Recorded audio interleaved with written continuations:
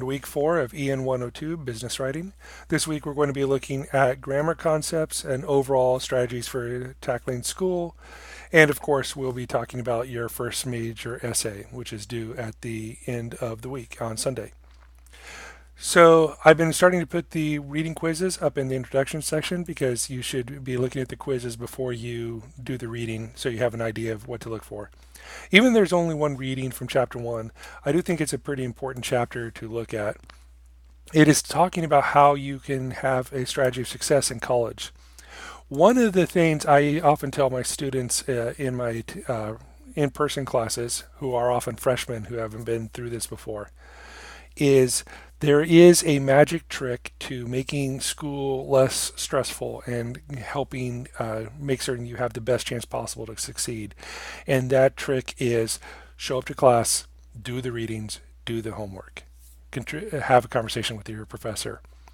None of them really want to hear that because obviously there's a lot of other things to distract you in school, especially when you're a young freshman who's out of the house for the first time. Most of you are not in that situation. You all understand what the real world is like, and you understand why you're in school. But it's still worth keeping in mind that just as with any job, the key to success in school is to do the work. So reading this first essay in the chapter is really useful because one thing, especially an online class, can do is make it easy to distract yourself, try to work on other things while you're when you should be working on your assignments, that sort of thing. And of course, the key there is focus on what you're doing at the time you're doing it. Then you can always be distracted. I'm a big fan of working in chunks. Like if I give myself an hour to do whatever I need to do, and then being distracted, rewarding myself with being able to play a game or watch videos or do something else, and then come back, giving myself an hour where I'm just focusing on things. Same thing is that's one of the things to talk about is time management. How do you work best? Do you work in 15-minute chunks? Do you work in half-hour chunks? When are you best able to focus on things? Now, all of you have jobs or other concerns that are going to restrict your time, but that means you also understand how to schedule your time better. And hopefully you have come up with your own time management schedule. If you find yourself being challenged by the pace of this course or any other courses you're taking through Baker, obviously you should consider your time management. And of course, how do you study? Are you studying in a room with other people getting your attention, or the pets, or the kids, or are you studying in a place where you can kind of just do nothing but study? I find myself actually studying more easily in a coffee shop where I have to specifically choose to ignore what's going on around me to getting work done. But not everybody works that way, and it can be easily disruptive and to try to do that sort of thing. So have a good sense of how you do things. And then, of course, make certain you read before you do the class. Make certain you have good questions. If you happen to be in an in-person class instead of an online class, having conversations with the professor before or after class, even if it's not about school, just about anything, can help you get a better sense of what's going on. So communicate, use your tools, always check in your email, always check your websites, listen. If you don't think you understood something, ask questions. There is really never a bad question unless it's just trying to distract or deflect from the lesson at the time. And of course, talk to your classmates and work with your classmates. That's also going to be apply to this week. So think about the classmates and what you already know about them or who you've seen working. There's only 6 of you, so you should have some idea of what the others are like just from the forums. And then, of course, chapter 10, which here has a lot of questions and asks you to rewrite some of these. I would ask you to do your rewrites in a different font color. At least one of you likes to highlight your answers. I would suggest doing a different font color instead, so it's a little bit easier to pay attention to which is which. You can also, if you're working in a Microsoft Word or a LibreOffice document, tell it to save basically record your changes, but giving it another font color also helps me pay attention to what's different. So when you're editing sentences and words, all of you have your own strategies, which you talked about last week and week 2. I mean, but you should also be thinking about how to vary those or how effective they are and what things to be paying attention to. One thing a lot of people do, especially when they're doing academic writing, feel like they need long, complex sentences that can be confusing to get through because it makes you sound smarter if you're using large words or if you're using compound complex sentences or, that sort of thing. Think of it as a reader when they're going through your paper has energy they have to spend, or put it another way, they're about to run a race and they're running across across ground.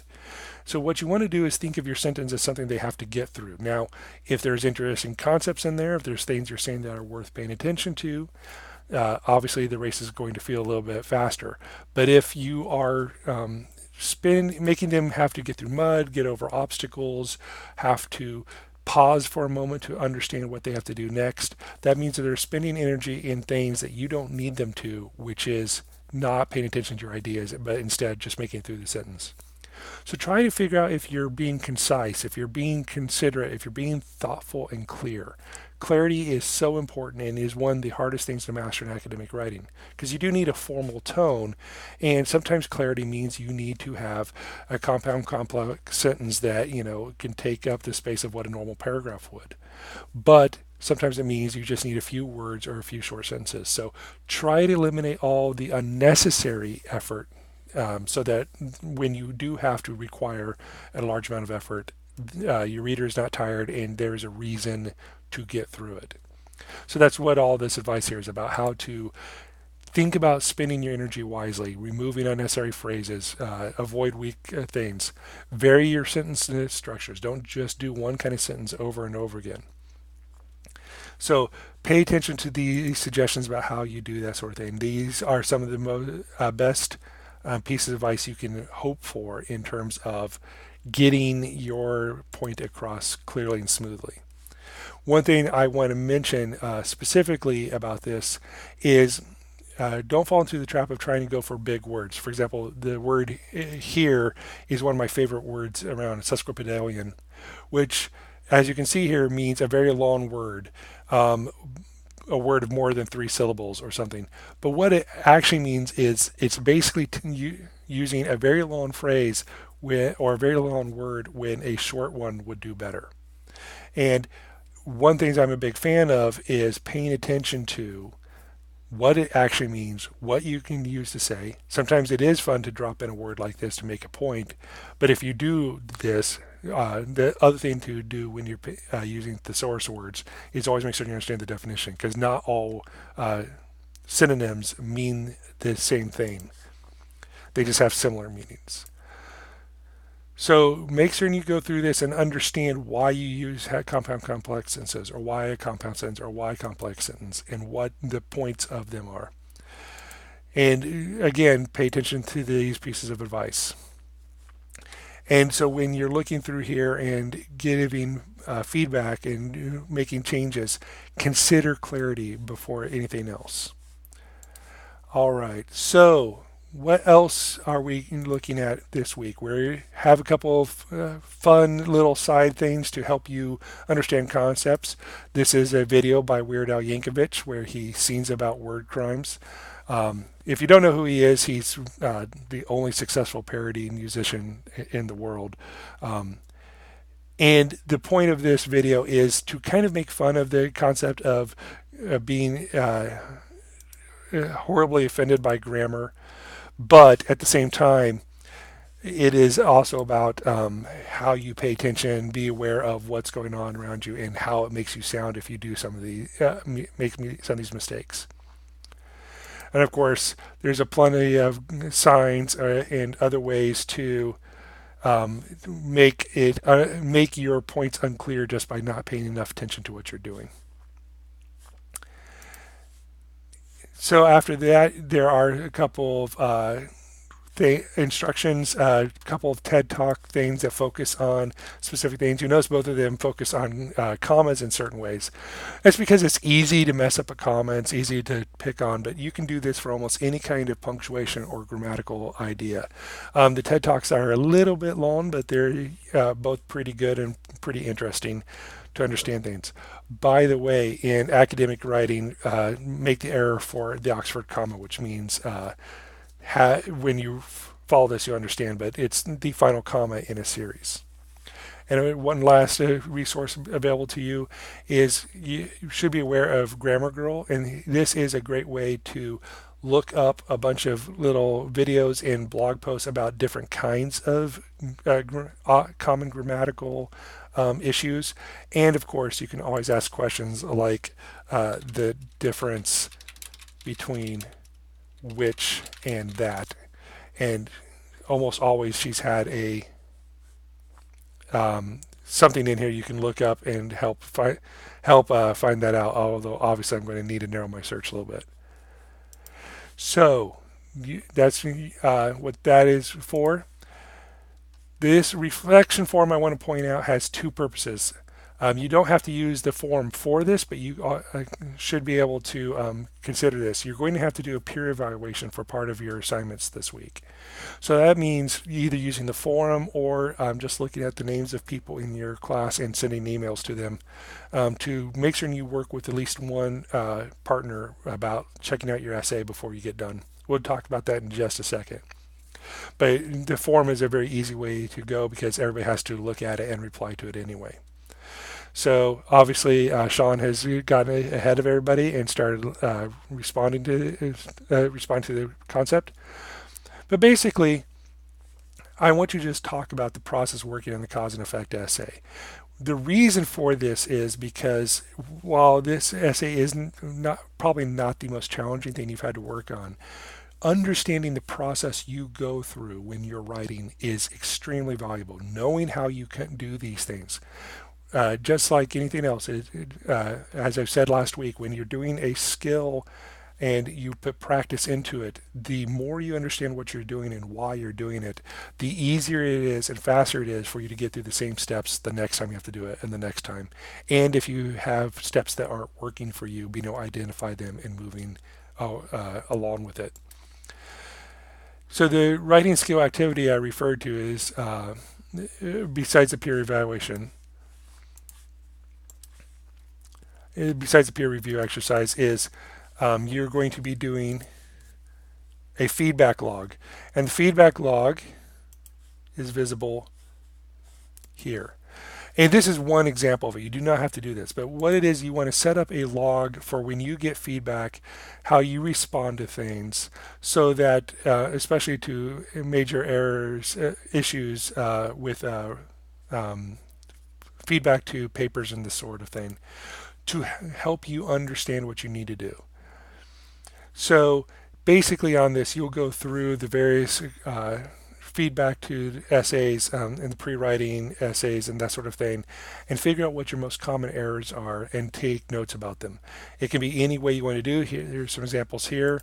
You can use this format here, but you're just going to want to be able to recognize what your errors are, and that is your practice, your writing practice this week.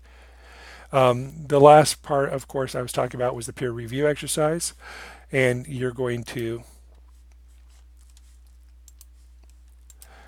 go through this and answer these questions for somebody else. So you're going to look at somebody else's paper. I suggest that you get all that done by Saturday, but of course, if you want to work ahead or you can do it faster, that's polite. Just no later than Saturday. Just make sure somebody has a chance to look through this before they have to finish their essay and turn it in on Sunday. And just go through this, make sure you respond with a few sentences. What we're trying to get past is the common peer review error of this is really good, or I think this is great, or this was interesting. Have more thoughtful, considered responses so that think of what you would like to hear on these about your own essay to help you improve your writing. So that's where you need to make sure you have a partner set up by the end of the week. And I really hope that you and your peers make partners and can trade essays by Thursday, so that you have a day or two to go through it before you have to send it in. Finally, of course, is the cause and effect essay. And I have the rubric here and the assignment. I know that I think that the other version uploaded last week may have said 2 to 3 pages. If so, that was in error. That was an older version of the assignment sheet.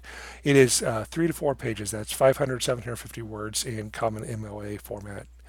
And again, just kind of go through, make sure you have considered, you've already come up with your thesis and your sources and stuff.